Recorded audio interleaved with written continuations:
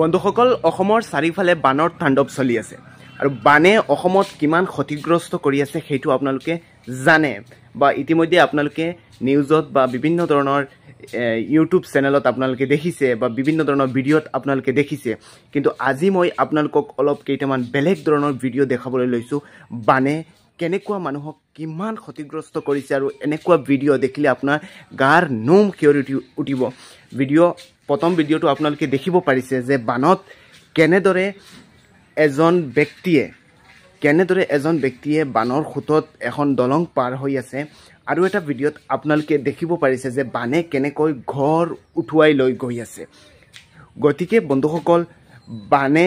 অসমত সদায় ভয়ংকৰ এটা পৰিস্থিতি লয় বা ভয়ংকৰ এটা ৰূপ লয় আপোনালোকে সদায় মই আপোনালোকক হাত জোৰ কৰি কৈছো আপোনালোকে সদায় নিৰাপদ স্থানত থকাৰ চেষ্টা কৰক আৰু যিমান